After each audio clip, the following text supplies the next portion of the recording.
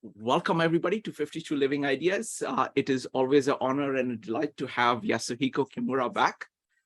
This is the 8th in the series of New Spirituality for the Future. What do you have for us today, Yasuhiko? Okay, good morning. So this is the 8th session, as you said, in the series of 9 presentations and discussions under the title of New Spirituality of the Future. And our theme today is the Fourfold Vision and the Age of Imagination. And the Age of Imagination is the title of my book that will come before I pass away.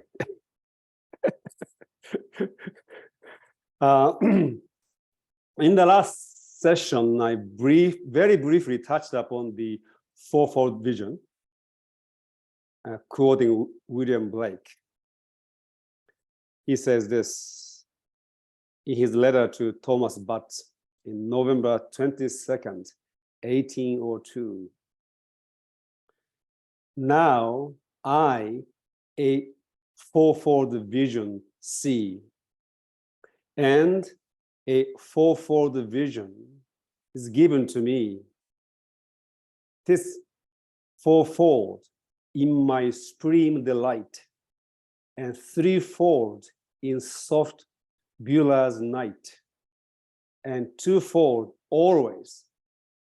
May God us keep from single vision and Newton's sleep.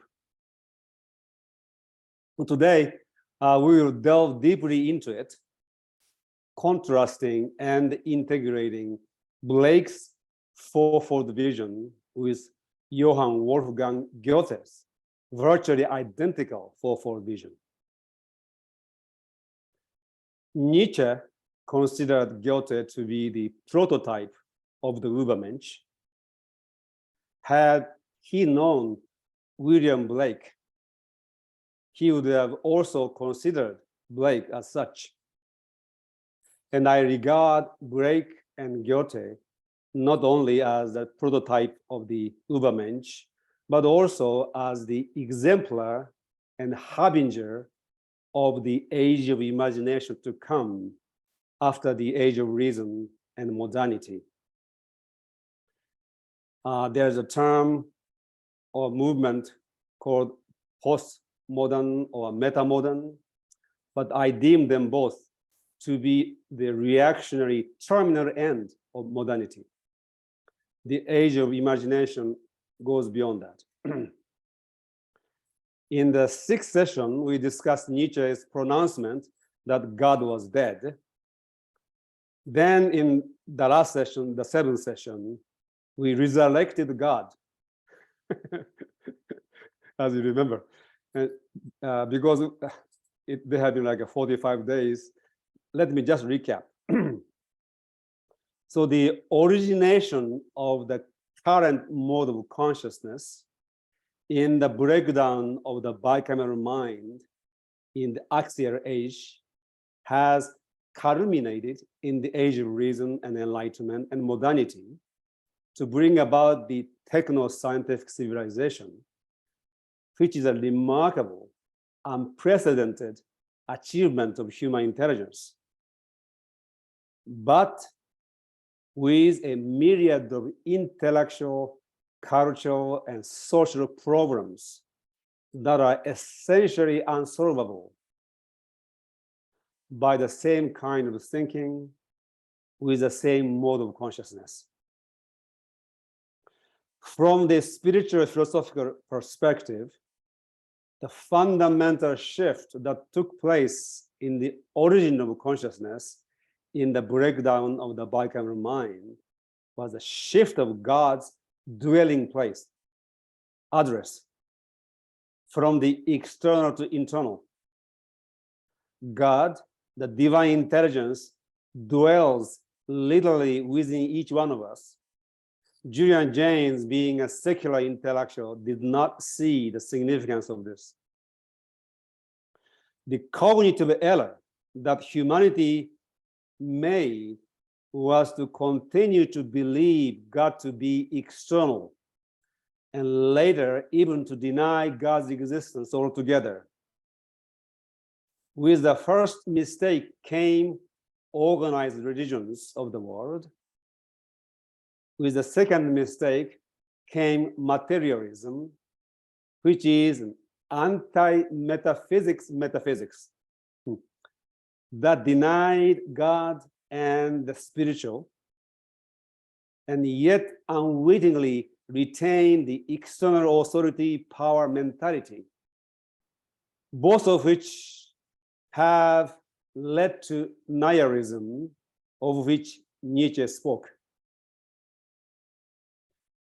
The 5 salient features of the psychology of the Übermensch that we spoke about in the last session, I want to recapture here. And I like the term homo deus, divine human, modern Übermensch, and we will start to use this term, which is different from the way Yuval Harari uses, representing the techno-transhumanist conception.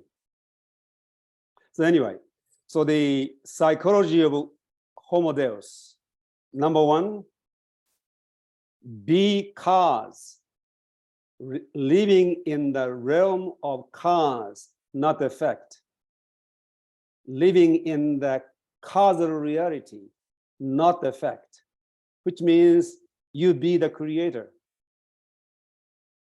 So mentality and psychology of homo deus is that you are a creator of your life and of the world. Second is full spectrum intelligence and consciousness. We spoke about 4 different kinds of intelligences: computational, reason, imagination, and intuition, and spiritual. And then spiritual intelligence begin to infuse imagination and intuition to give us an insight into something higher than the corporeal. So psychology of homo deus is the full spectrum centered in spiritual intelligence. And in this, psychology becomes united with cosmology. And I talk about this today later. So human being becomes a macrocosm, it is a microcosm, which is not just seen as a part of this whole universe, but it actually contains the universe within. And you relate to the macrocosmos differently from the way materialistic science makes available. You are not an entity in the universe relating to the whole, but you are the microcosm containing all of the universe within, relating to the macrocosmos. Homo deus has no unconsciousness. You are conscious. Your consciousness is no longer obscured. It is translucent. And finally, Homo deus is a free thinker, authentic free thinker, and releases the imagination and creativity optimally. So those are 5 features of the psychology of Homo deus. And the fourfold vision that we are going to talk about is a manifestation, or one of the manifestations of the full spectrum intelligence and consciousness. And it's also a manifestation of being in the realm of cause, not effect. And And William Blake used this term, and you can interpret his fourfold vision in two different ways, but each way kind of contains the other way. And I'm going to use one way which almost absolutely corresponds with Goethe's way.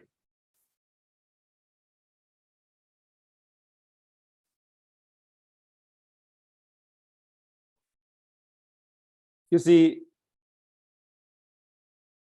so Goethe was born 9 years before Blake and died 5 years after Blake. So they are exact contemporary. And they are so much alike, yet they knew nothing about each other. So they developed their cosmology, philosophy, morality, and the poetry entirely independent of each other, yet you can see so much commonality. This amazing, it is not a coincidence. How do you call this? Synchronicity.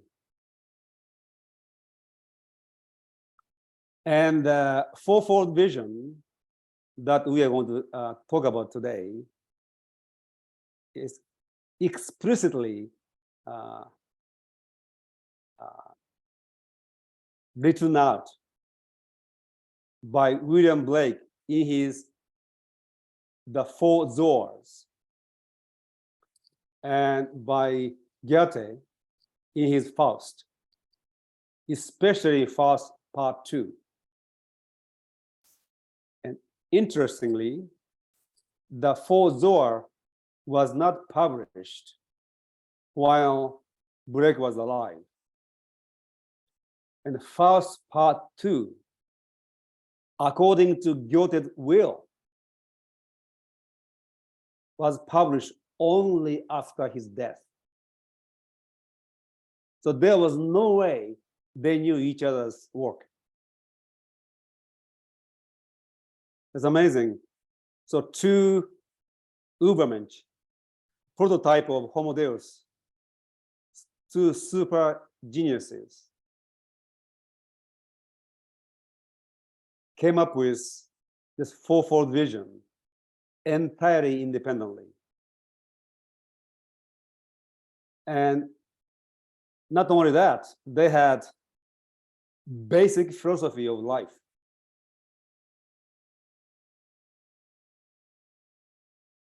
That was identical. So what we can call the threefold insight of Goethe and Blake. Number one, they consider authentic life to consist of creative tension between contraries. And the most creative of all tensions is the tension between self-affirmation and self-transcendence. Authentic life consists of creative tension between contraries. And the most creative of all tensions is the tension between self-affirmation and self-transcendence. Now, considered in isolation, neither self-affirmation nor self-transcendence is a valid ideal. Only the continual alternating motion between the two moral poles is life-giving. The authentic life of the spirit is one of ceaseless movement between two contrary psychological extremes, each deadly in itself. Between self-affirmation, which is self-contraction, and self-transcendence, which is self-expansion. In the Blake-Goethean typology, the self-affirmation is considered devil, and transcendence considered Jesus. Exist in these two extremes exists our moral life of becoming.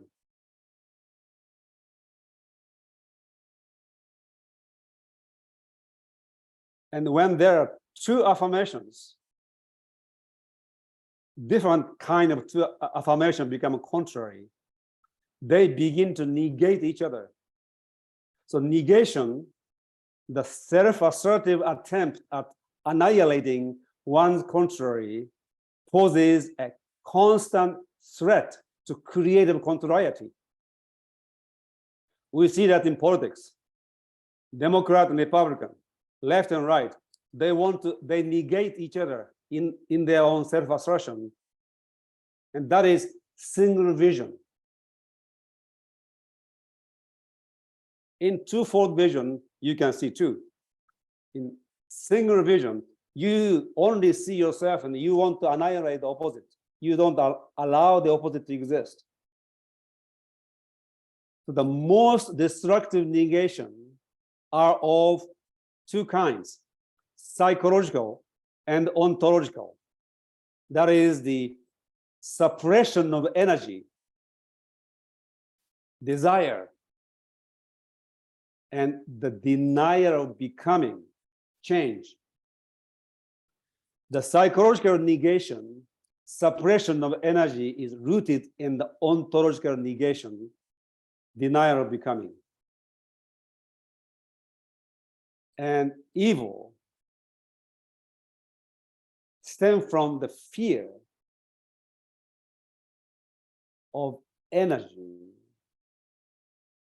and becoming. So Mephistopheles in Goethe's Faust and Urizen in Blake's Four Zoas. And actually Urizen shows up in many other of Blake's work. These are the great negators, and they suffer and inflict suffering because they have rejected the challenge of a creative becoming out of fear. When you look at the people who we consider evil, you can see that Mephistopheles and Urizen are archetype. Further, the creative tension of contraries changes into destructive opposition of mutual negations when rival individual forces begin to mirror each other in reciprocal violence. The philosopher and literary and cultural critic René Girard called this phenomenon the conflictual undifferentiation, which is at the heart of two poets' psychology of extreme self-affirmation. So René Girard, commenting on Shakespeare's Midsummer Night's Dream. This is a quote from his A Theory of Envy, William Shakespeare. The more our characters tend to see one another in terms of black and white, the more alike they really make one another. The more these characters deny the reciprocity among them, the more they bring it about, each denial being immediately reciprocated. There is no great theater without a gripping awareness that, far from sharpening our differences, as we like to believe, our violence obliterate them, dissolving them into that reciprocity of vengeance, which becomes its own self-inflicted punishment. Conflictual undifferentiation. Mutual negation to that, lead to that. Number 3, Goethe and then Blake. The spirit of negation can be transcended and transformed by the spirit of imaginative mediation, the imagination as such. Psychologically, the imagination mediates between order and energy, cosmos and chaos. Morally, the imagination mediates between self-affirmation and self-transcendence. Ontologically, imagination mediates by diversifying consciousness so as to multiply opportunity for creative becoming. Under the creative guidance of the imagination, the bipolar contrariety or duality expand into a more complex dialect of the fourfold vision or quoternity.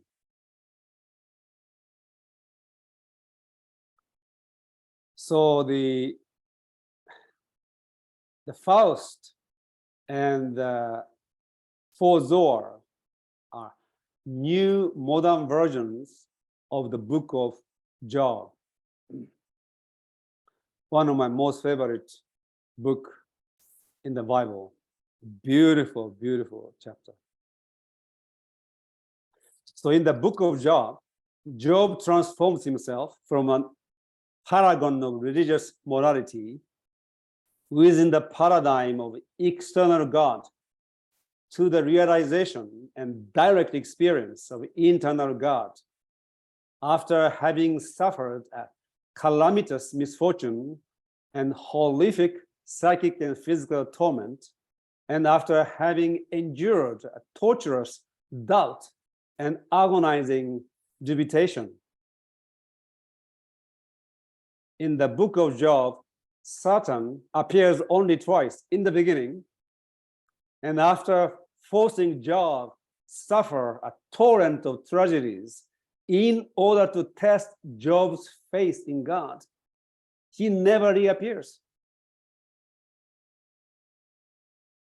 And he is also presented as kind of God's partner, partner in crime. And he is a much sterner judge than God.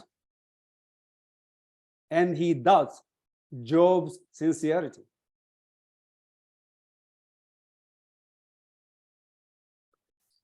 The Four Zoas and Faust present visions in which the Satan, Urizen, and Mephistopheles embodying the spirit of negation, their version of the Satan, learn about the possibility of self-transcendence in an expanded world of psychic diversity.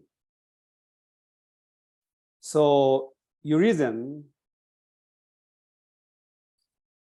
and Mephistopheles, from the very beginning, they partake of the drama. In the case of Four Zoas, it is nine nights of dreams. And they cause lots of suffering, and they themselves suffer. And with the infusion of imagination, they begin to see the possibility of self-transcendence themselves. And they are shown to be redeemable, if not redeemed. So the same story becomes much more complex in this fourfold vision. So when you read the book of Job and then Zohar, Four Zoas and the Faust, you can see the evolution in the complexity of human mind from the time of the book of Job to the time of William Blake and Goethe.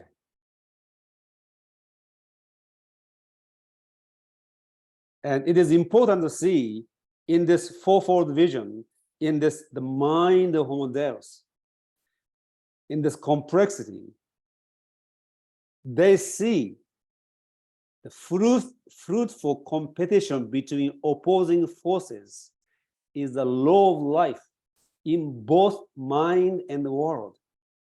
The contraries are in mutual opposition, but their creative tension is the life-giving power that paradoxically unites them.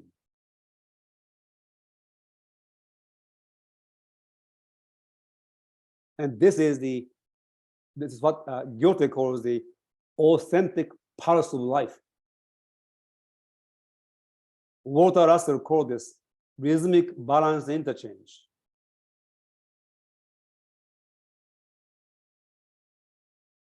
So when we do not have their vision,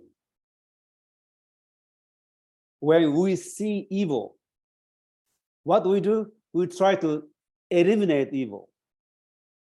That's exactly what evil does.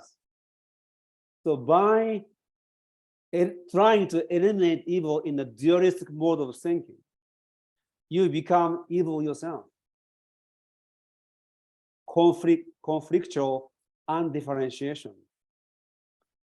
And Goethe and Blake sees this conflict, this tension, to be creative if we have a fourfold vision.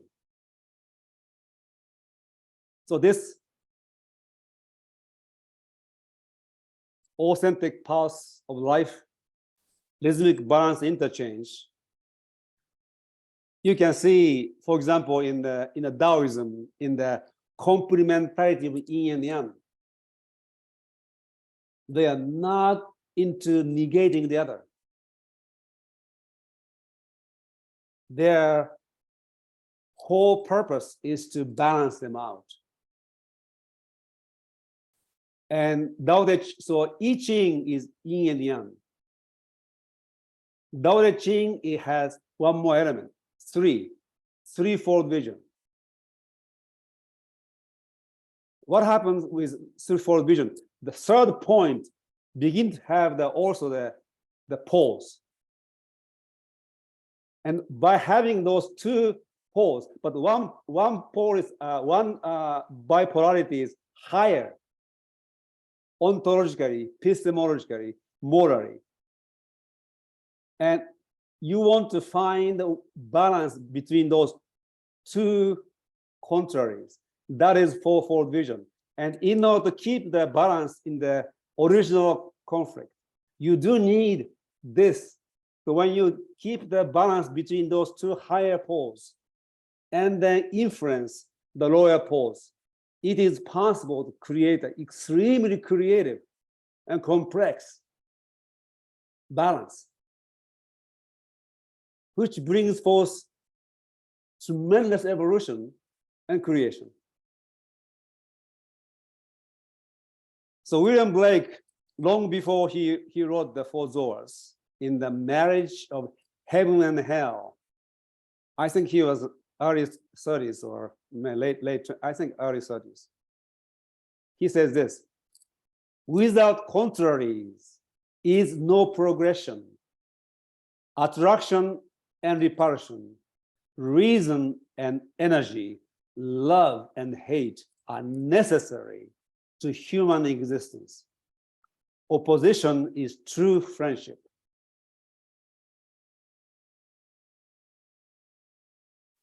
Both poets celebrate emanation, which is involution, and return, which is evolution, attraction, which is inhalation, repulsion, which is exhalation, contraction, which is concentration, and expansion, which is decentration. Every form of creative contrariety, they celebrate this because it is the authentic pulse of life. So for them, the most important contraries in the life of the human spirit are self-affirmation and self-transcendence. So self-affirmation is seen as the centripetal movement of contraction, concentration, inhalation, and self-transcendence is seen as the centrifugal movement of expansion, decentration, and exhalation. So self-affirmation is imagined in the image of opacity, and self-transcendence, the image of translucency.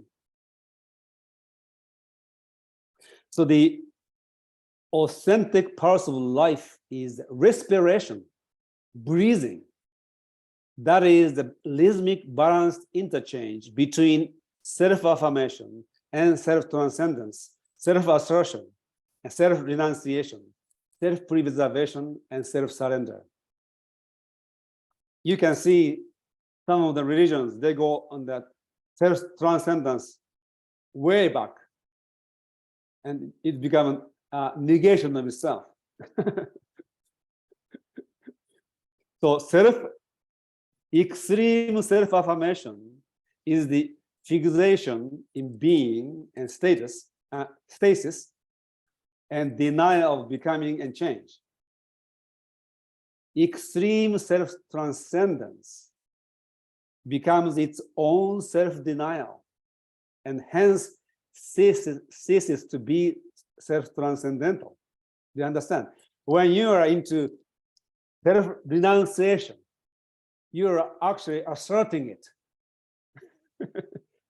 You are not transcending self-transcendence. So again, this conflictual undifferentiation with extreme self-affirmation.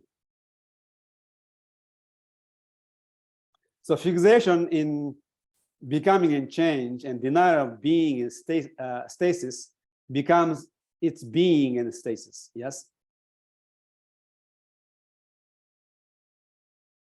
Both Blake and Goethe associate the devil explicitly with negation through excessive self-affirmation, although there can be negation through excessive self-transcendence as well, as I mentioned.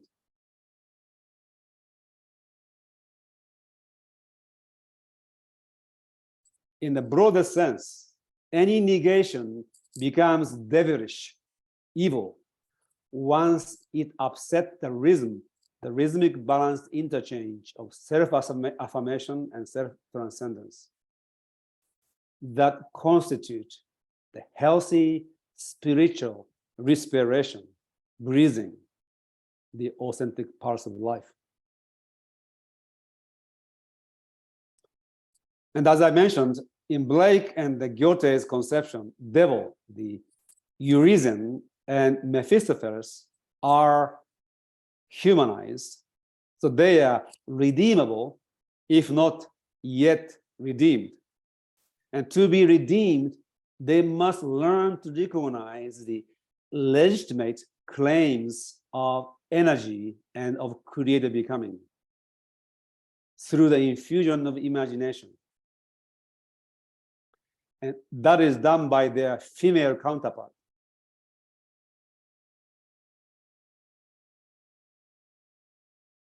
This learning requires the assistance of the imagination, because it is the imagination that provides the saving measure of self-transcendence to counteract and balances the self-assertiveness at the heart of both devils' negations.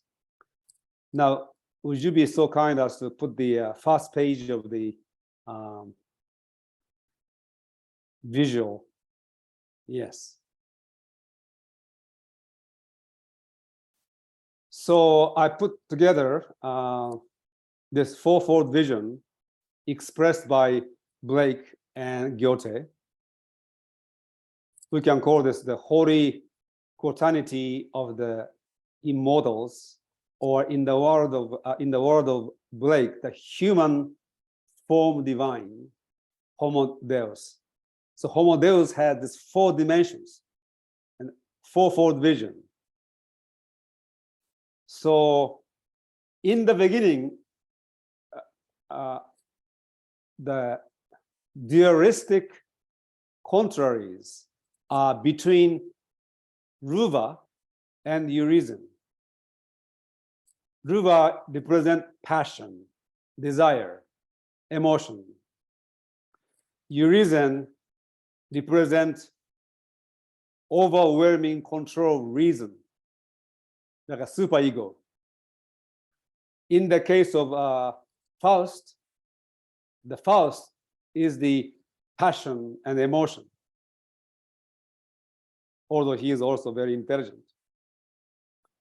And Mephistopheles represents superegoic reason, intellectual diamond. In the case of Faust, the first part 1, only people showing up is basically Faust and Mephistopheles. In the case of William Blake, almost everybody shows up from the very beginning to the end. And they go through some changes. So these are the Ruva and Urizen are the original contraries. Passion, desire, emotion, reason, control, superegoic control.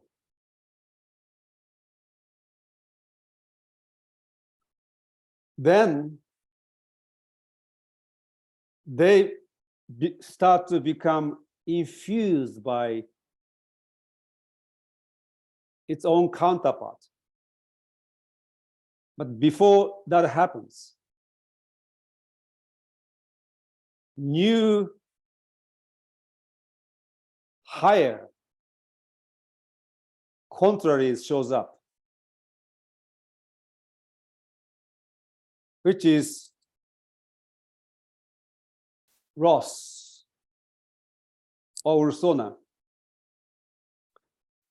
representing imagination originally, with the infusion of its feminine counterpart. In the case of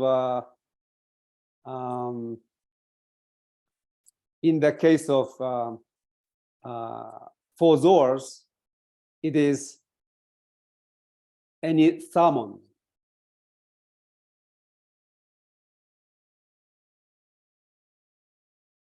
It's become transcending imagination and loving creativity.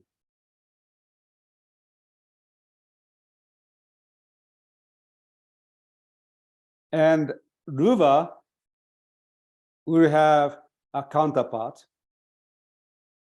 Tamas, in its union with its feminine counterpart, Enion, represent compassion. So passion and compassion. In the case of Faust, is homunculus, representing intuition, counterbalancing emotion. So if you look at me, so there's an original horizontal contraries between Ruva and Urizen.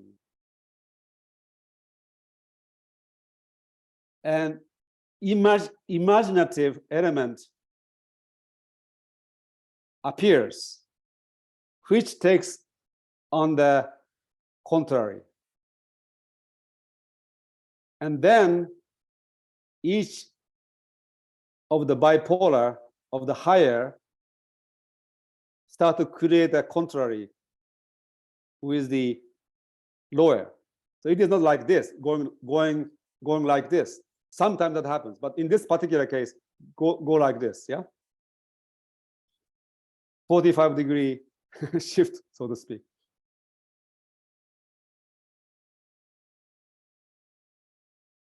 And Enyasamon and eternal feminine in the case of Goethe.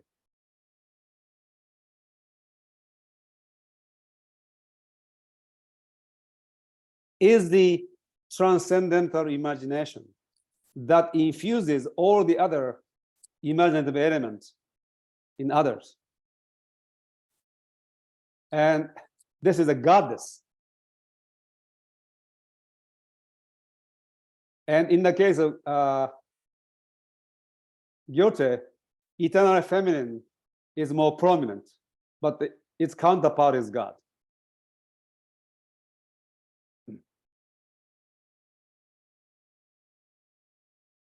So this is Goethe's and Blake's answer to beyond good and evil, you can say, in the dimension of morality. And if we can develop fourfold vision, we will be able to create an entirely new kind of politics in the world. We can go beyond left-right dichotomy.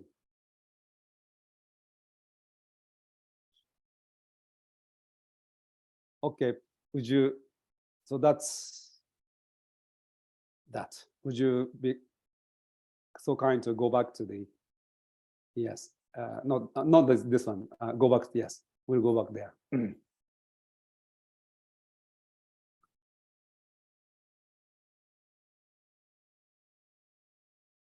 So far, so clear. Yes, very much. Please go ahead. Great.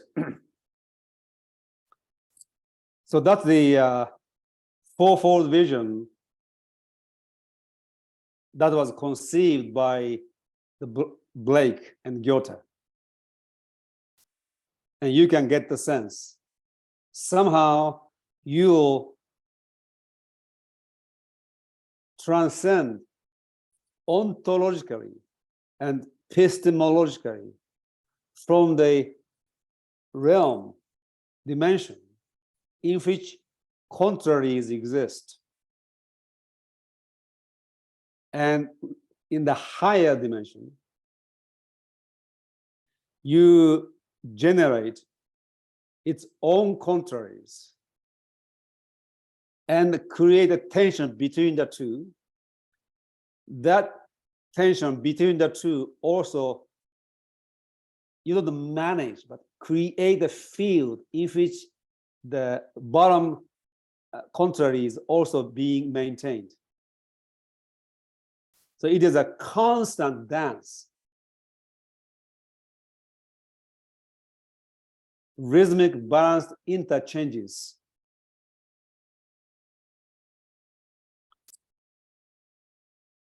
And what is critical is that it is imagination, mediation by imagination, this fourfold vision and fourfold creative tension is maintained.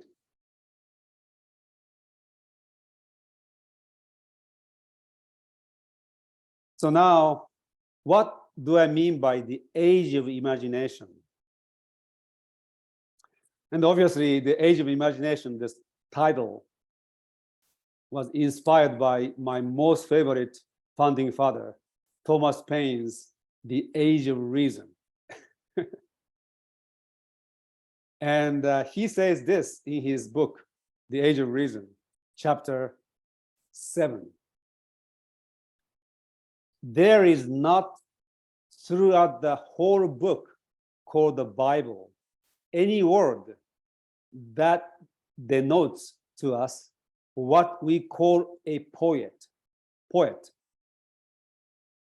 nor any word that describes what we call poetry. The case is that the word prophet, to which later times affixed a new idea, was the Bible word for poet. And the art of prophesizing meant the art of making poetry. It also meant the art of playing poetry to a tune on any instrumental music. So he knew. And without high degree of imagination, you cannot understand the Bible. Thomas Paine only criticized churchianity. He actually used the word churchianity, not Christianity. He only criticized non-Christ Christ, not Christ himself. And like every other founding father, he didn't question the existence of God, although he is called atheist. He had a different kind of conception of God, which is Spinoza's conception of God, immanence. By the way, it is very akin to Blake and Goethe as well, both of whom studied Spinoza. Now, would you be so kind as to put this again, and we can ask Ambika to read this. I love how she reads these things. Ambika, would you be so kind as to read William Blake's All Religions Are One?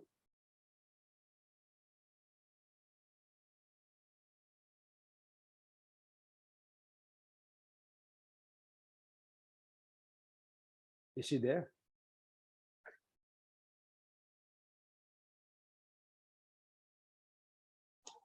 She can't hear me. Go ahead, Ambika. Yeah, please read for us. Okay, now I'm unmuted. Yes, thank you. The left column, or Yes, only left column. all religions are one. The voice of one crying in the wilderness, William Blake.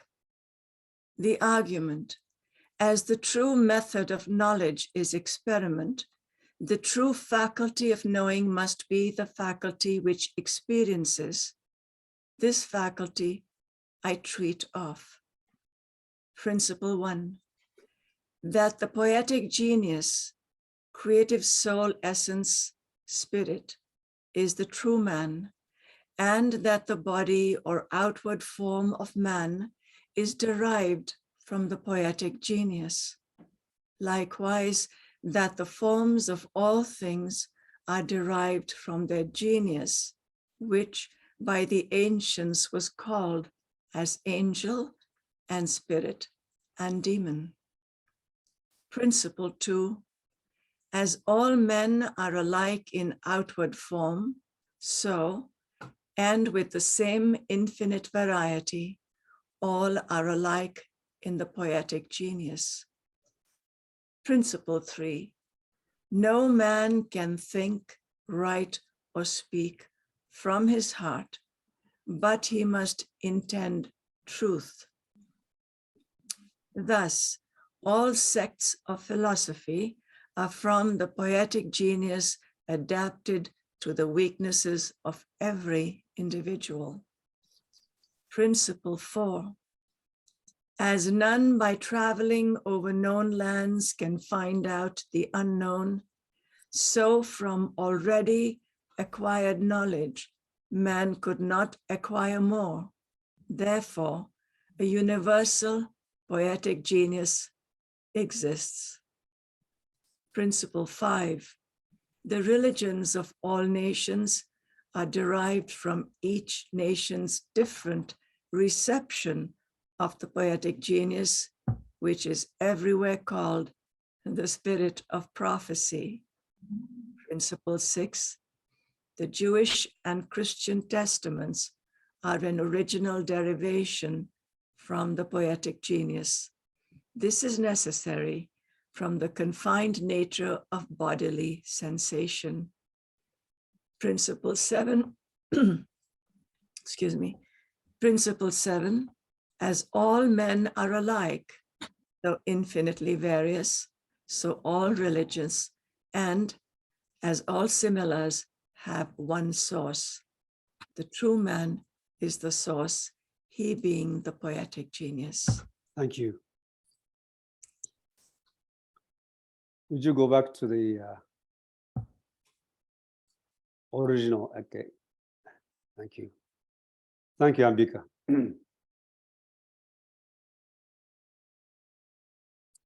So, in a simple way, he presented the vision of a spirituality, which is a spirituality of the age of imagination.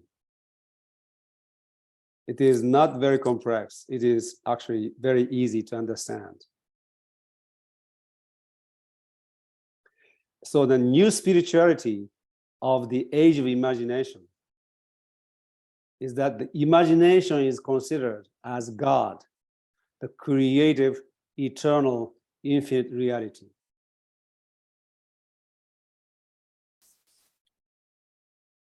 The imagination as God, the creative, eternal, infinite reality is an original esoteric conception of divinity with an immense significance and potential. William Blake, of course, is not the first to express the conception. For example, the Sufi master Ibn Arabi, born 1165, died 1240. So his life overlaps with that of Rumi, identified God as the all-imaginer, poet of the pluriverse or multiverse. So in the 12th century, this Sufi master considered God as the all-imaginer, the poet of the multiverse. And he says this: God, the all-imaginer, is the innermost being of the real, the infinite, symbolically shown in the world as creatures that God imagines, which are metaphors. God is a poet, and only a poet can taste the real via sensory emblems. The real must be imagined. The conception of God as the imaginer, the poet, the imagination, transforms the passive, contemplative, awareness, knowledge-oriented spirituality of the past, of both the West and the East, into the active, creative, imagination and vision-oriented spirituality of the future, the spirituality of the age of imagination. So now I just want to go through something I shared with my people in my class. And please imagine, okay?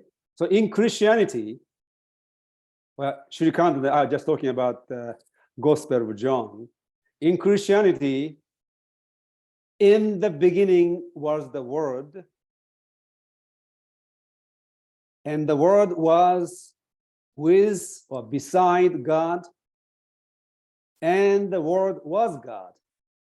Now,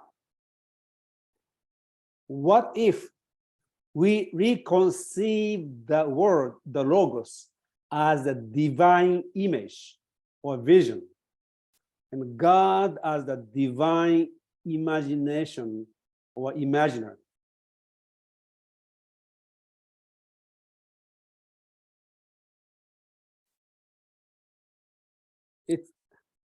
sense of being to becoming, becoming containing being, and being continuously unfolding as becoming.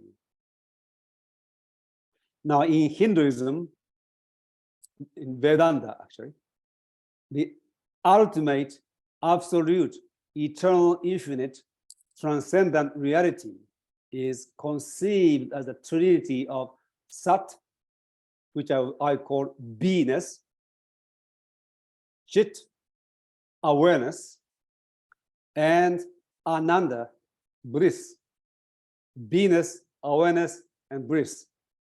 What if we reconceive Ananda as the supraconscious ecstatic intensity of the imagination? What if we reconceive Chit as the self-awareness of the imagination itself? What if we reconceive Sat as the beingness of the imagination?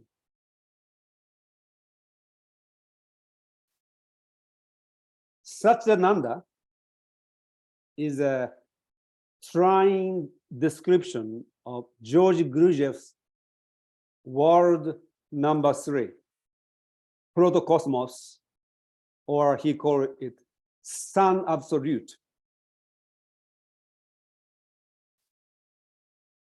There is world number 1, and endlessness, ontologically prior to world number 3,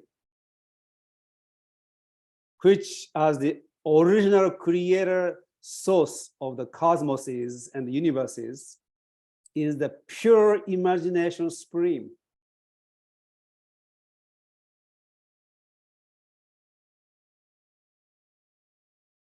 Few people from your group asked me about the Gurdjieff, so I just add one more thing here.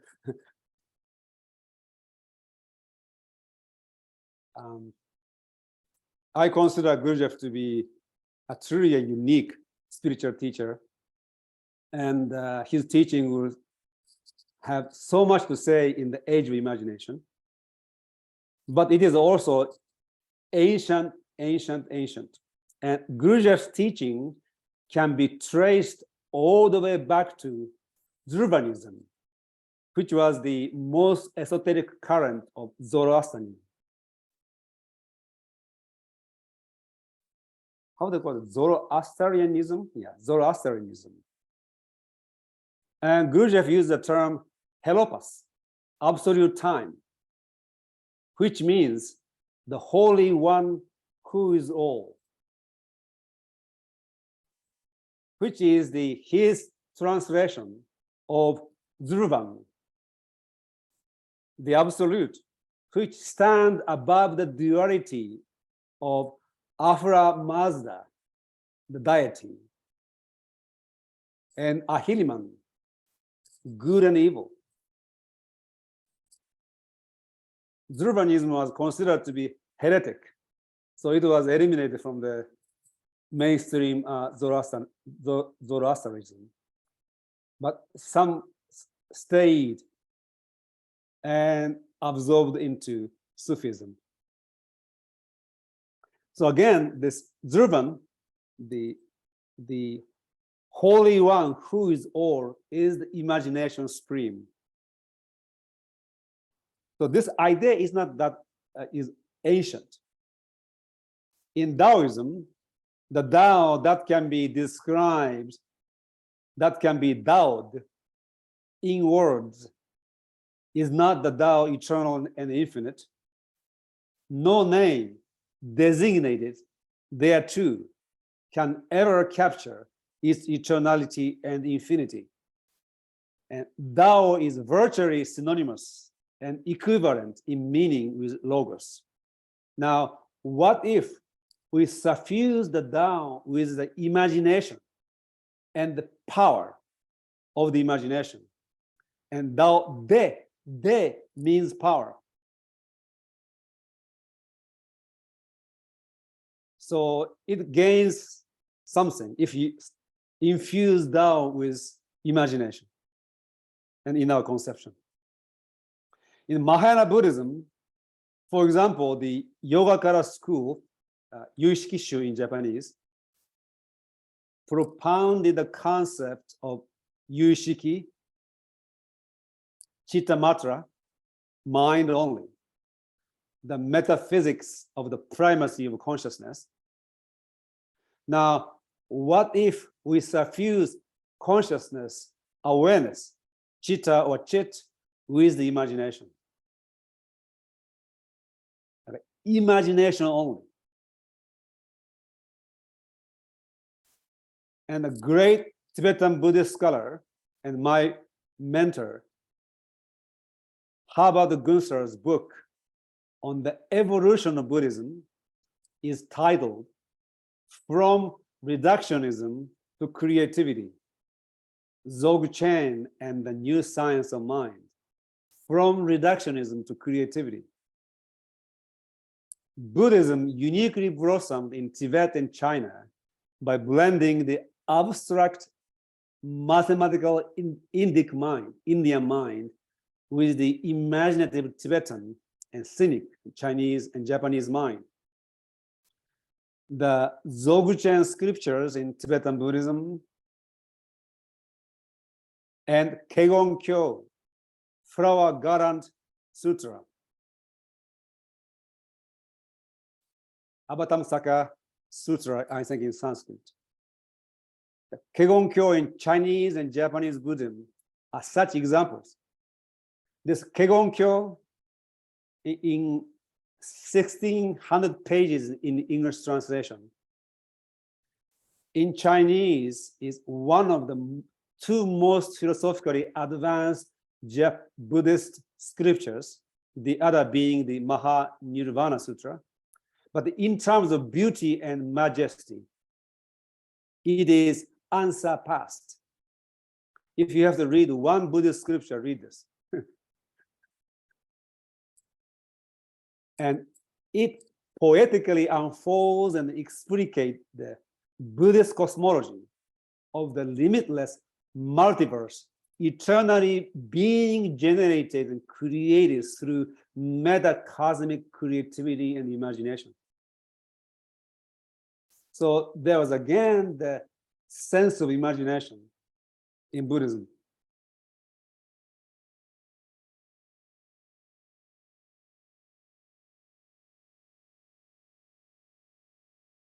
So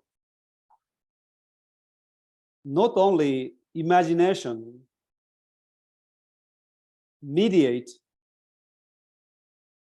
the conflict that arises in the age of reason, where reason is considered supreme.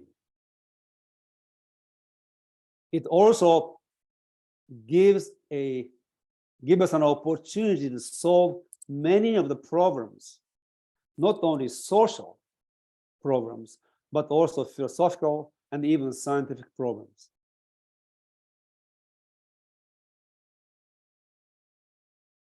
But in many of the teachings of the world, including Gurdjieff, imagination hasn't been given a very glorified position.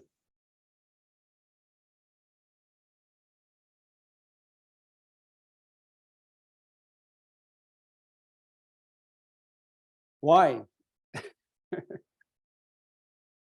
So during the Axial Age, when the new mode of consciousness came into being, and the possibility of the internal God, the conscious identity with God and self was born, and esoteric schools have kept alive the actualization of the possibility of human consciousness for the achievement of the internal God, the identity of God and self, the equivalence of theology and ontology.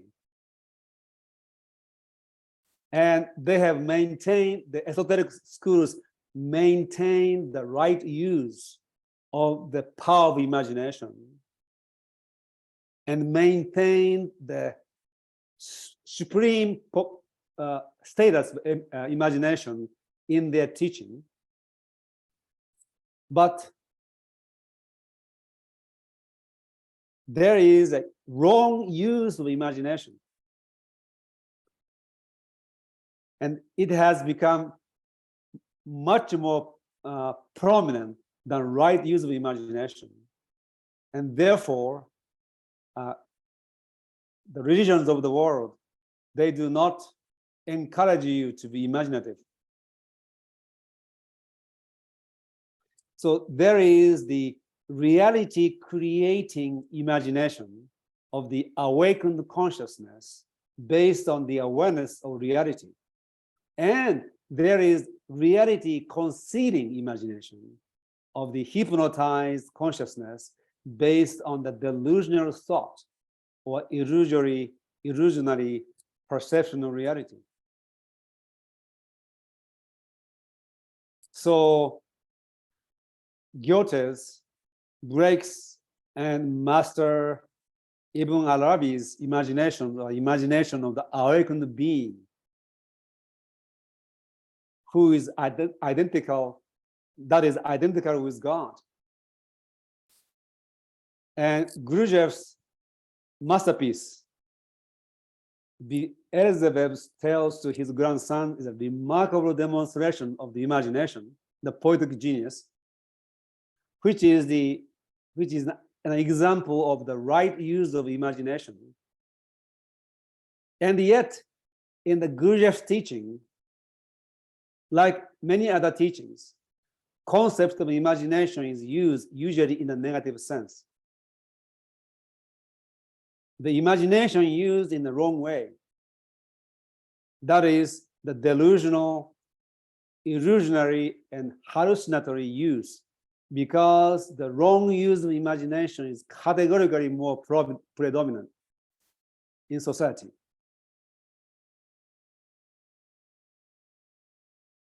And that also applies to spirituality.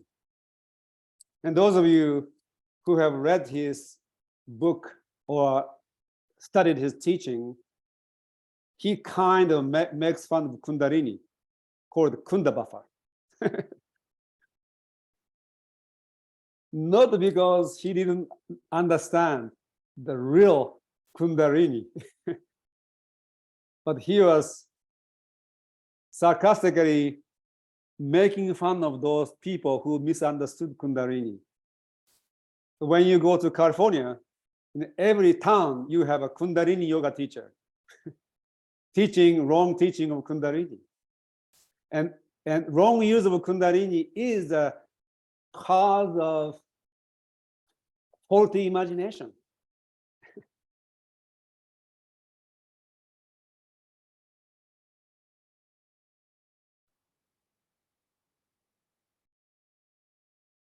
Let's see.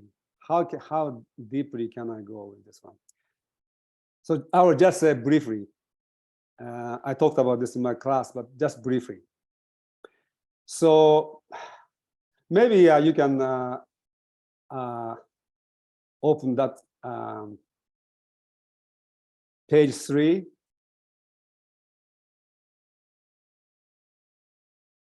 There you go.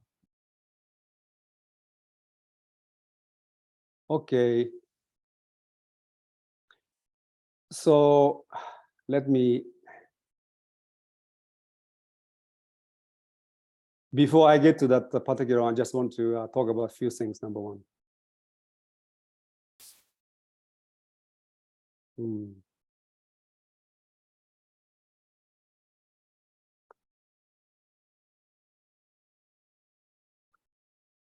So according to Gurdjieff's formulation, the human being is a three-centered being.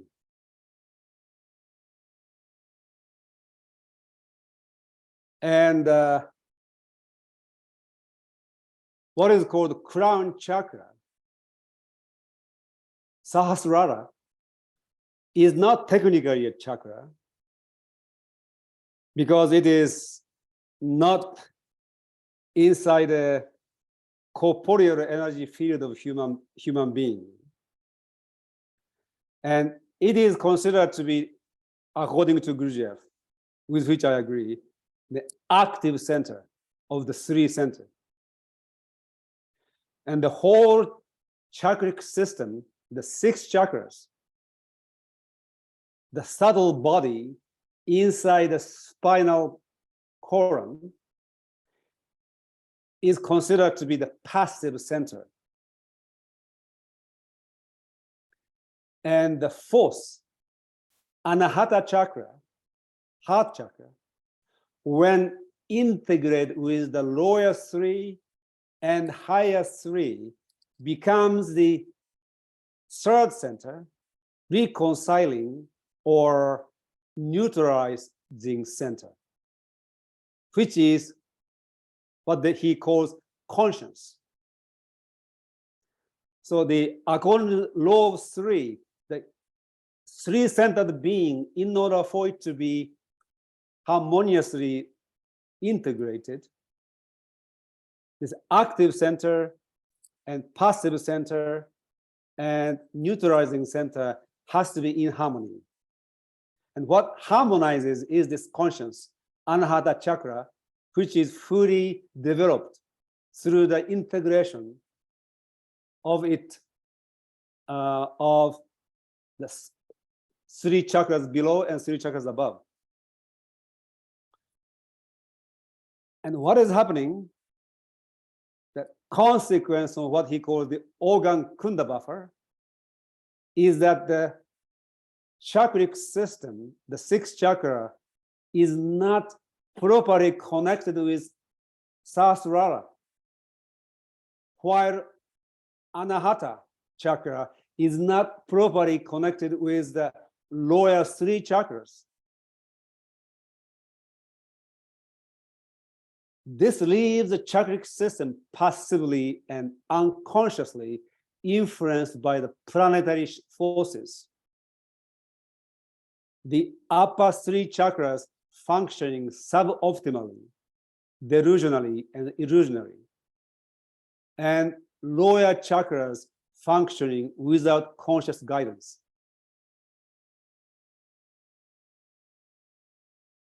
And that which is called Kundalini energy properly applies only to the 6th chakric system with the gradations of energetic refinement.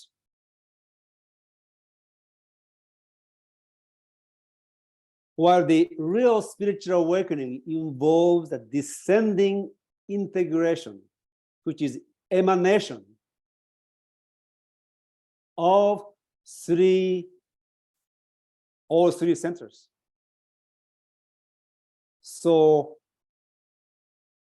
Sahasrara connecting with the rest of the chakric system, the rest of the chakric system integrated so that heart chakra become fully activated to develop conscience and neutralize an active, reconciling active and passive centers. And this movement is like this, but primarily it is descending, emanation and return, emanation and return. So Kundalini rising is a returning. Without having the Kundalini descending, there is no ascending. And this whole anatomy and whole physiology and whole mechanism and organism need to be fully understood. And Gurdjieff's way of talking about harmonious development of 3 centers is one way to actually awaken Kundalini in the right way.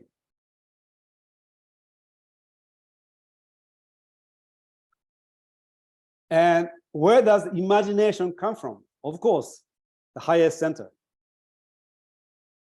the active center, Purusha.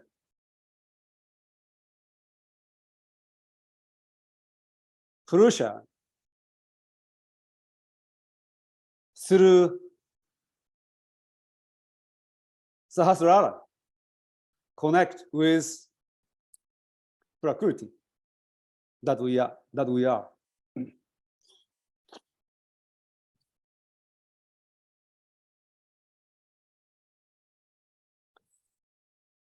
So now, once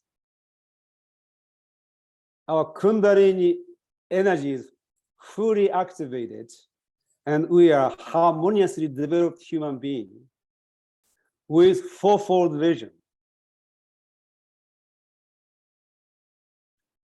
then we can harness the cosmic influences that we experience as macrocosmic beings.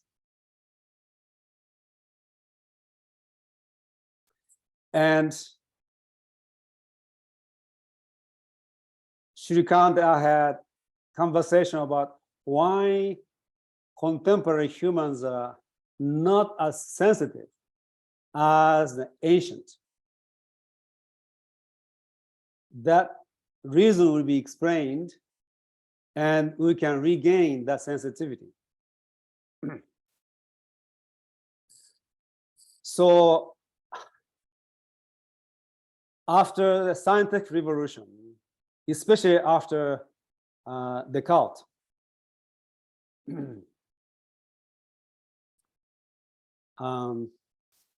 we begin to see this universe conceptually, which is good. But at the same time, we have lost the real connection to nature and the universe, because we begin to connect to nature and the universe through the mediation of concept. So now, I would like you to listen to this meditatively. And we want to reactivate our sensitivity by re-experiencing our being in the universe. Then the chakra system and what I will talk about this connection between micro and the macrocosm become very variable. So now the world or the universe of your experience and imperience, which means experience you experience externally, and the imperience of the inner experience. So the world and the universe of your experience and imperience, which I call that monad that you are, is organically geocentric, or more precisely, auto-egocratic. You experience the universe as an organic and sacred whole, as a gestalt in your experience, as your monad. And the sacred is that which is irreducible. That is, you cannot reduce this. Of course, we have done conceptually, reducing everything to its part. But ontologically, when you experience this, your epistemological movement is always from whole to part. You experience the whole, and then you begin to analyze. You begin to pay attention to the parts. But then, when you put the parts together to create the whole, you cannot do that. Because every time we go into the smaller and smaller part, you lose something. Wholeness is indivisible. So that's why Buckminster Fuller says synergy is the behavior of the whole system, unpredicted by the behaviors of its subsystems, taken separately from the whole and observed apart from the whole. So when you're putting together all of the subatomic particles, never make atomic dimension. And atomic dimension will not cause molecular dimensions. That something needs to be added. That what is added comes from the above, not from below. So when we experience this universe as a monad, universe is within, and there's a really very, very acute experience of the whole. So in your conceptual imagination, theoretically, you can construct an acentric or omnicentric or heliocentric universe. But in your immediate perceptual experience, you are the monad, remains, you as the monad remains geocentric or auto-egocratic. Living in the modern techno-scientific environment and with the materialistic and with the materialistic worldview, we have lost the holistic sensitivity and sensibility toward nature and the universe.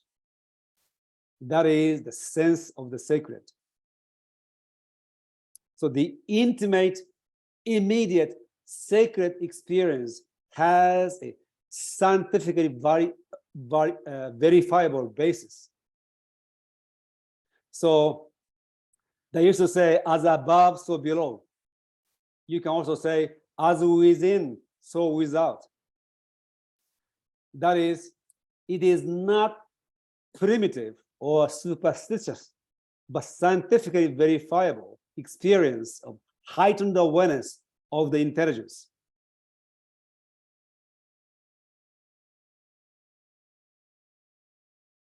So when you look at this, this last chart. I'm going to bring that up. Yes, Shall I? please. Oh, sorry. Just a second. Let me stop share again. This happens in Zoom occasionally. Give me just a second. Yeah. So let's see. Yes. So when you are being the monad that you are, and microscopically experiencing the universe, that is sacred. It is only one singular universe. I cannot experience your experience. You cannot experience my experience. I show up in your experience as a part of your experience, and vice versa. Stars, planets, everything. And you experience them. And everything is within yourself.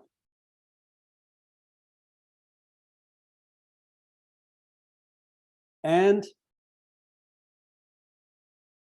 when we conceptualize this experience in the way ancient did, you begin to see highly scientific basis to their understanding. There's an isomorphism between microcosm and macrocosm as experienced in your monad. This does not stop you from creating a theory of the universe, going outside of your monad and conceptually using your conceptual imagination to create a theory, which is extremely important. We need to have it. But I want you to see how sensitive and precise the ancient were in their conceptual imagination in formulating the kind of universe that they were experiencing. So when you look at the chakric system, each chakra is expressed as the lotus flowers, yes? First one has 4 petals, next one has 6 petals, next one has 10, 12, 16, 2. And then Sahasrara has 1,000. And why is that?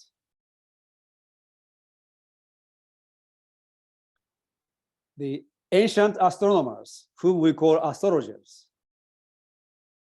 have done an amazing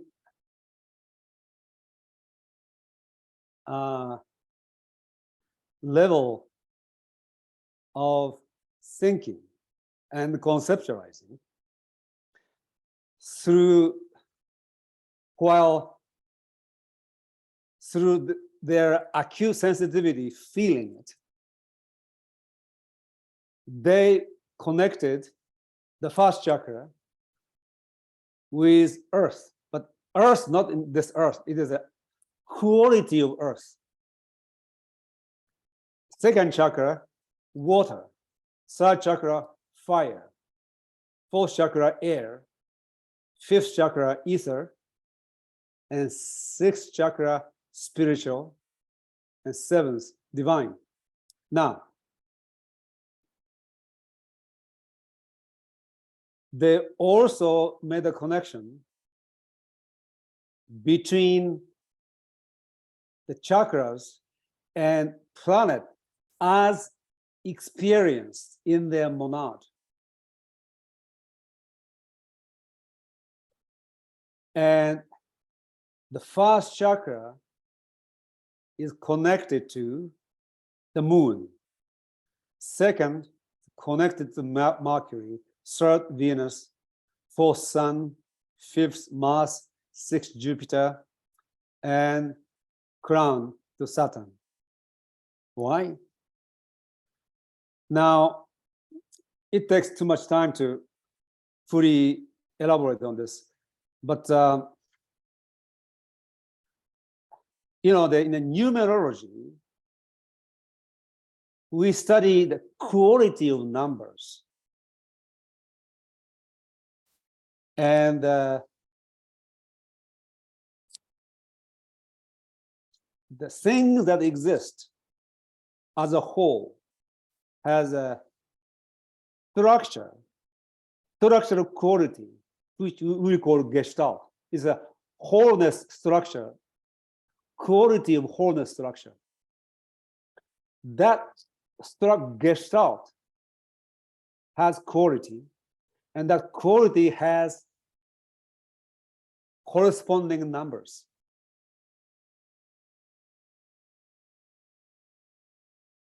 And this brilliant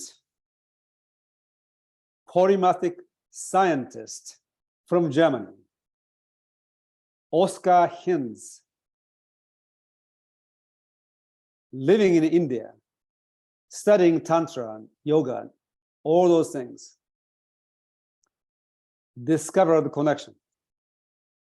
So Moon's Gestalt number is 4. Mercury's Gestalt number is 6. Venus 10. Sun 12. Mars 16.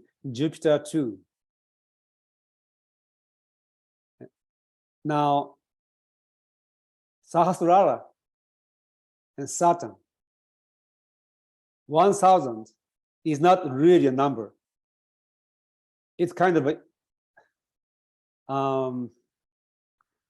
shorthand for infinite, indefinite. So he has not fully connected, but at that time there was only planet left. It was Saturn. But now, after that, we have been the Uranus and Neptune have been discovered. And I am sure you can make connection with chakras.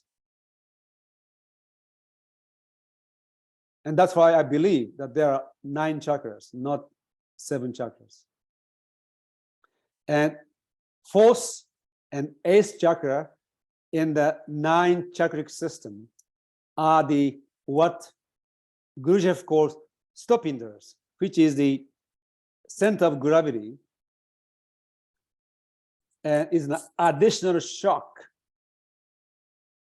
that is required to connect the first 3 chakras with the top 3 chakras. There's need to be some extra energetic input.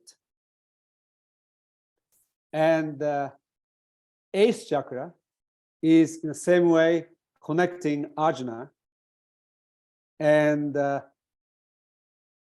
Sahasrara into this.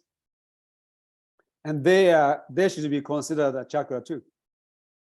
That's why I say 9 chakras. So I'm sure Oscar he is still alive. He may continue to do his research and make this connection. His book is called Tantra Vidya. Amazing book. Tantric knowledge, yes, or wisdom.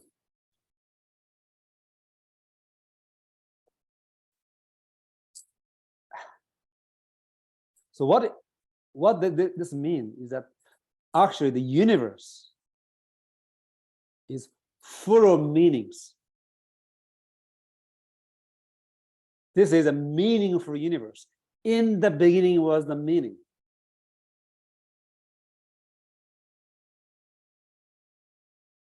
And what Gurdjieff calls objective science assumes the meaning from the very beginning.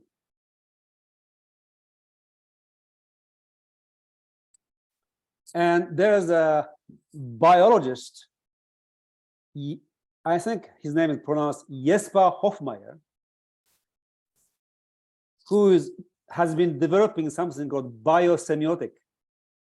This is his book called The Sign of Meaning in the Universe.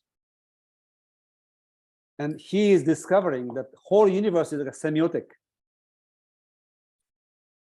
And Gurdjieff and I and Blake, all those people will go even one step further.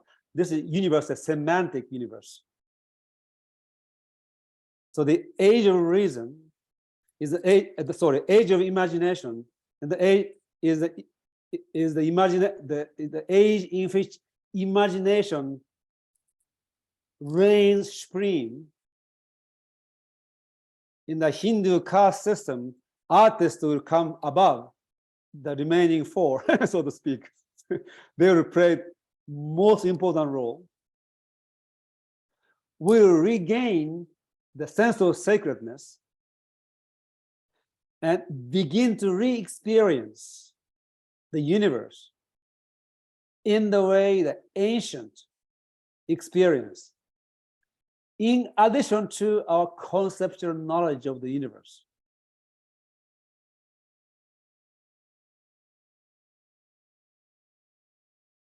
So this is part of what I wrote this last night. Wonderful. Thank you, Yasuhiko. It's just incredible. I would like to have some time for questions. Would you like to take a short break while we get the questions? It's okay. It's almost, I spoke 90 minutes almost. Huh? Yes. Wow, I didn't know. It was amazing. It was amazing. All right, folks, go ahead and type exclamation mark if you'd like to ask questions. Please keep your questions brief. Yasuhiko, do you want to take all? Do you want people to put all their questions on the table, or do you want? All that, and then All right. So, folks, go ahead and type an exclamation mark. I'm going to take all the questions, and then Yasuhiko will answer all of them together. First, by Evanik. Evanik, go ahead. Give me just a second. Hold on. Go ahead, Evanik. Hi, thank you, Shrikant, and thank you, Yasuhiko. This was amazing. I have a question going back. You were talking earlier about the Tao not negating each other. And you spoke about negating opposition, you become it, and you use the example of evil. When you try to fight evil, or you try not to be like that evil person, you become evil. So is the solution is to just let evil people be, not to fight it? Yeah. Okay, I will answer that question after this.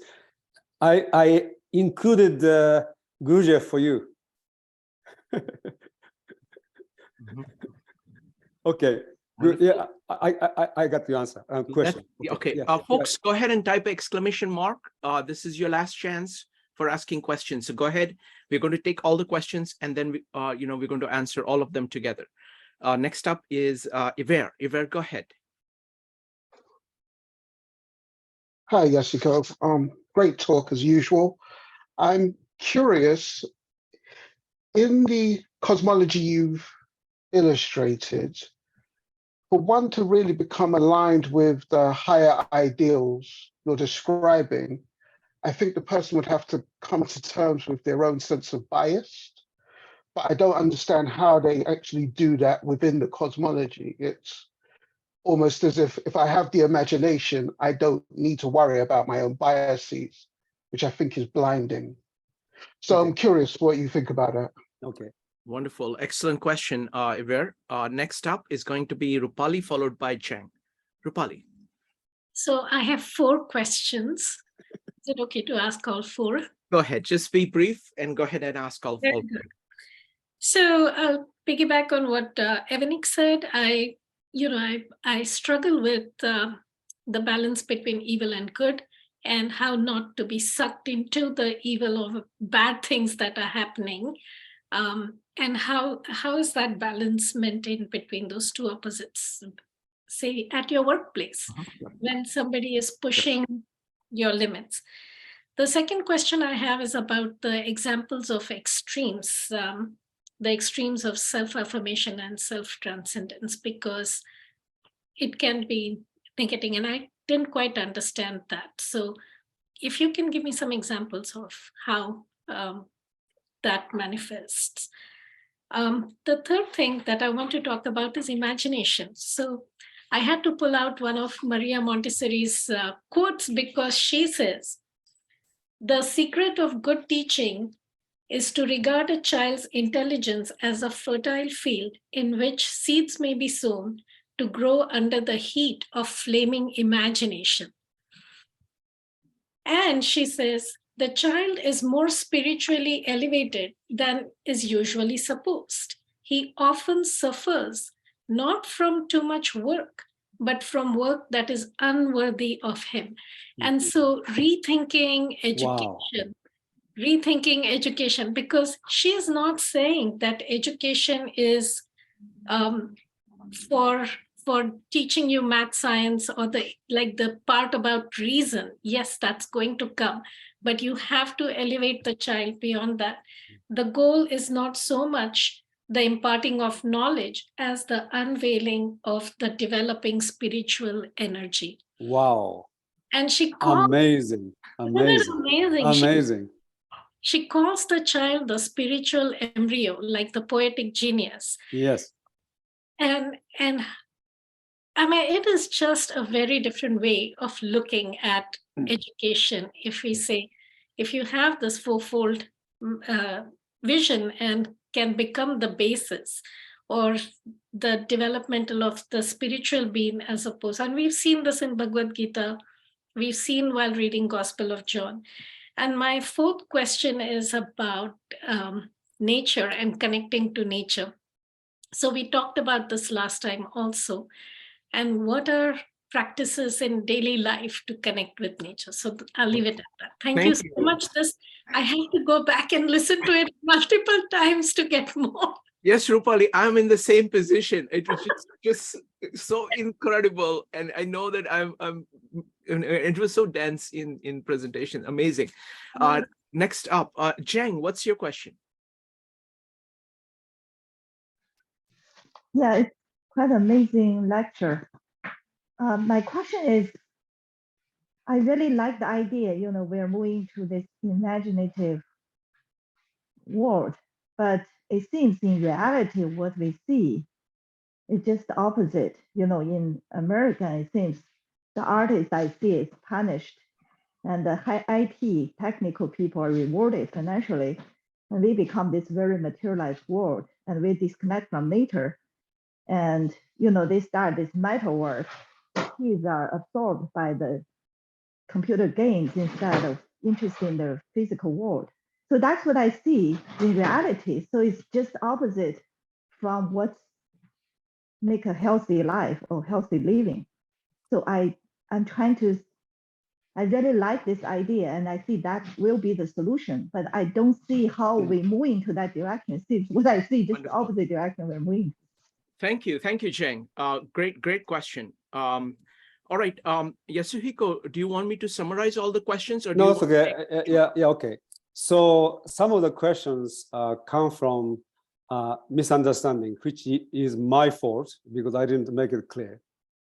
And before I say anything, Rupali, what is amazing is that Maria Montessori was a mathematician. She was a mathematical genius. And I find that all the great mathematicians and scientists, they are highly imaginative people. And what Drake and all those people I mentioned basically says imagination is not only the chief function of the universe or God, but the substance of which the universe is made. That's very hard for people to take, but just because we think fundamental material of the universe is an imagination. That's very difficult to take, and so there are way to get to that at this moment. So anyway, so imagination is the key for education. There's no question. Now, in terms of this conflict that a few people talked about and biases and stuff. First of all, maybe it's best to give some example. Yes. And when we say evil, good and evil, nothing is 100% good and 100% bad. No human being is 100% purely good, and 100% evil. When you look at the picture of Stalin, when he was smiling, somehow there's something about goodness of humanity shows up when he was smiling. The rest, maybe not. So there is no such thing as a good and evil conflict. Then opposing forces that has a different vector, number one. And each has what we call good or bad and bad elements. Now, what is good in this sense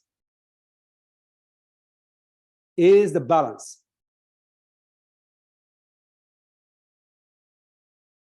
Balance between all two opposite forces. Harmonious balance between opposing forces. Authentic, powerful life is good. When it is not in existence, which is most of the case, it is bad, number one. Number two, when humans are opposing,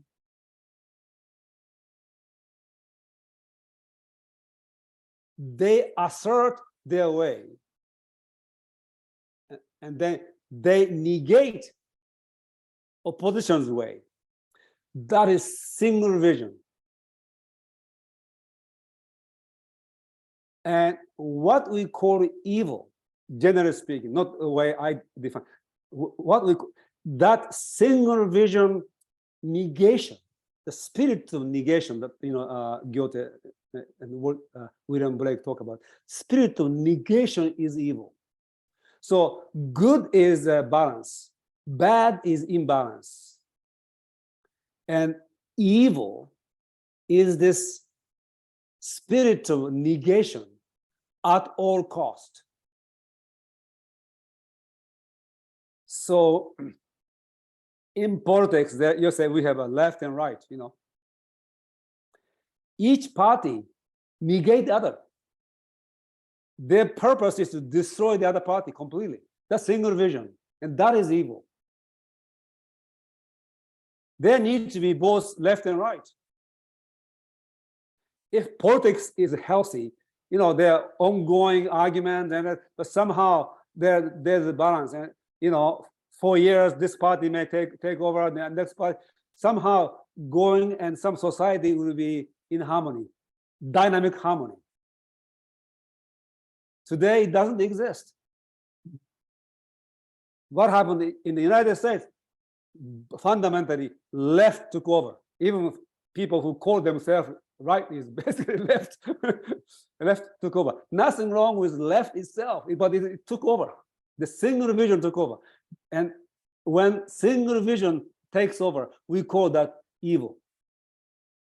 You see, starting Hitler, they could not allow any other way of being done their way.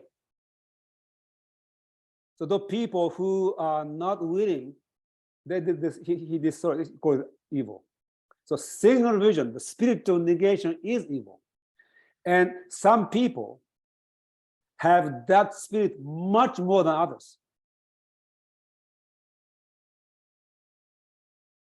So, and that spirit of negation fundamentally comes from fear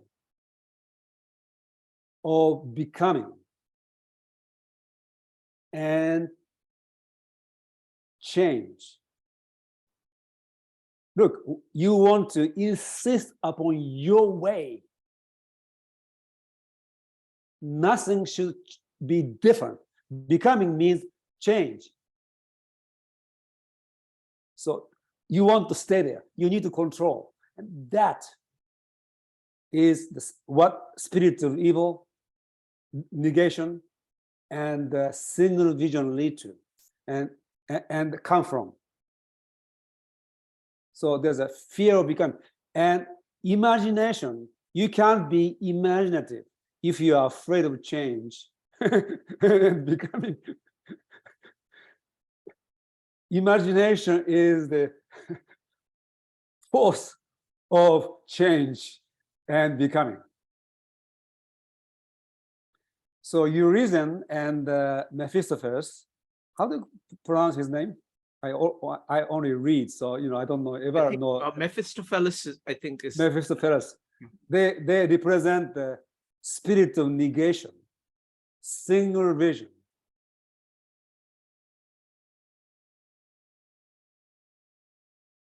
So that's one thing. Second, so balance is created by releasing people from the single vision. It is not to turn Republican to Democrat or Democrat to Republican or left to right, right to left. We need to free themselves from this single vision and move them into twofold vision, threefold vision, and fourfold vision. And to do that,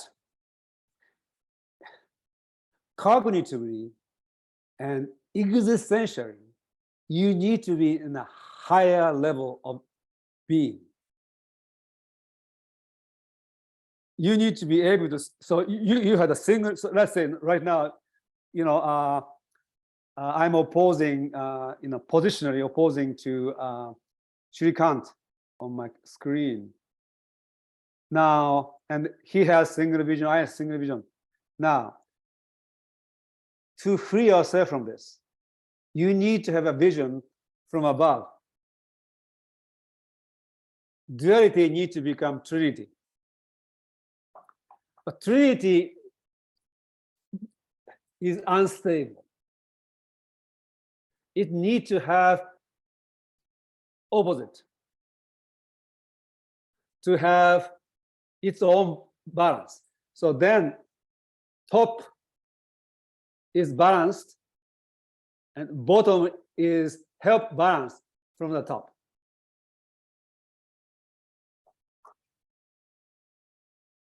So in politics, there's a fundamentally, there are two oppositions. One is individualism and collectivism. Traditionally, right is an individualist and left a collectivist. Now, both parties have this spirit of negation. So if individualist wins, we'll have anarchy. If the collectivist wins, we have communism. And neither works. What is the third? It is liberty and control, freedom and control access. Then freedom and control need to have a balance. Then it will start to interact with individualism and collectivism. And this higher access need to exist within each person. You don't want to create a party, liberty party and control party. No. It will defeat the purpose. Each human being needs to have this access. And if control wins, we have a tyranny. Right now, leftist and tyranny are winning.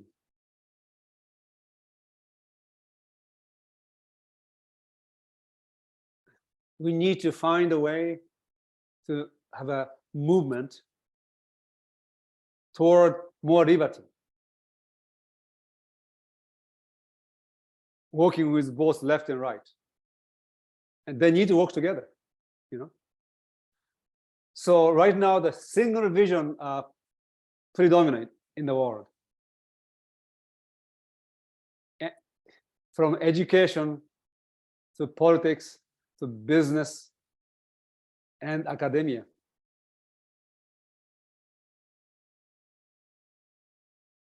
So that is my response to many of your questions. And in terms of bias. Yasuhiko, can I make one Yes. comment? I know that last time I talked about Louis Sullivan, form ever follows function. You found it very useful. So Yes. there is another gem of his that I want to share with you because it integrates perfectly with what you're saying. Mm-hmm. Your observation that this going back and forth between self-affirmation and self-transcendence is crucial. That is what life is. In his autobiography of an idea, which culminates with the principle that form ever follows function. Mm-hmm. As a child, he formulates it this way. He says, life was beginning to break in upon him from outside.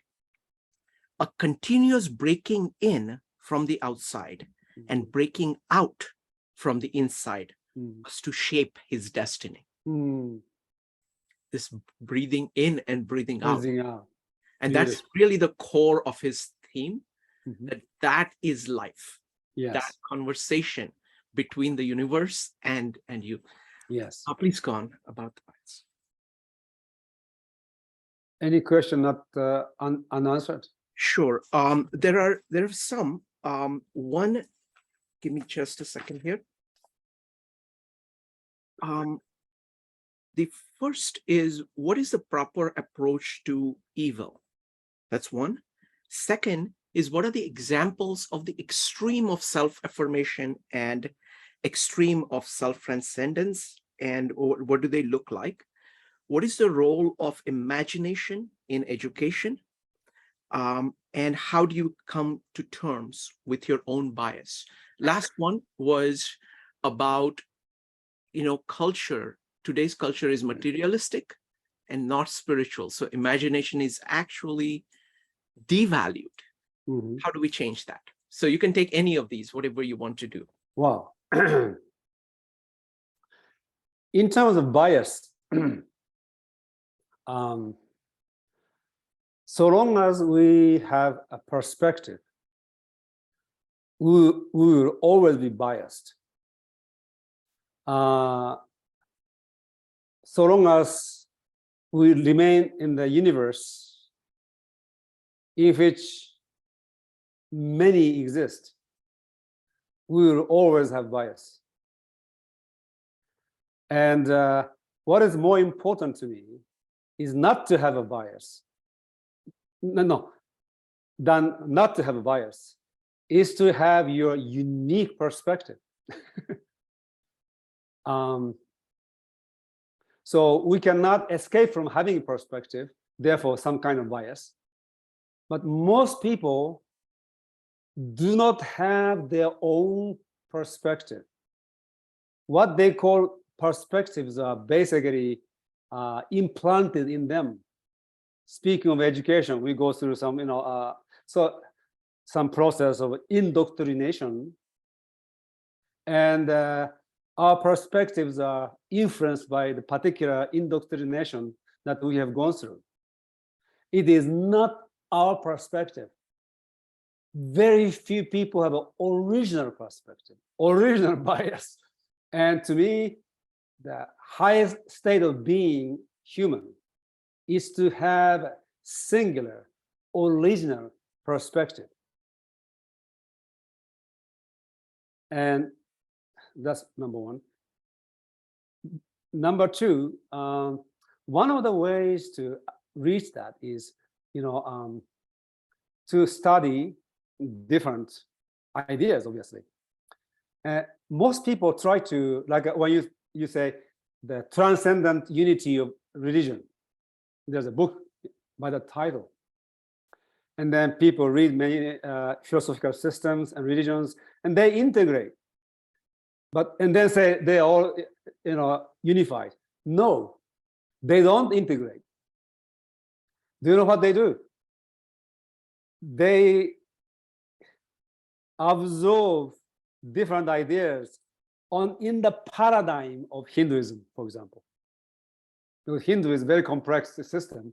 It is easy to absorb other philosophical systems and make it, a system. And they say, oh, they are all united. No, you are united into Hinduism. I like juxtaposition. So you study Vedanta, you study Buddhism, you study Christianity, you study Aristotle, you study Plato.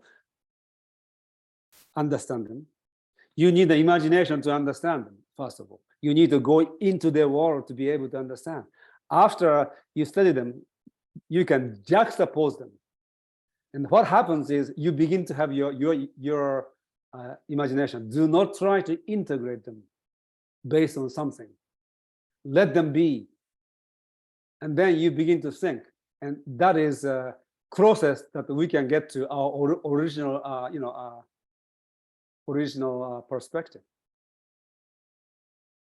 So we never, you see, Elohim in Christianity, Elohim is as God, but it is also plural. It's very interesting. It's more like a Brahman having many Atmans. Yes. And since Atman is Brahman, it is the same. At the same time, there are many. So it is a collection of Atmans. That is Brahman and Elohim. And imagine ourselves like a God in the Elohim community, and we each have a different perspectives, but it is somehow contributing to the whole. Yeah. Wonderful. Thank you very much, Yasuhiko. It is just amazing, and I'm looking forward to our conversation in December. Yes. To build on this. And thank you very much, everybody. And we will see you soon. Thank you.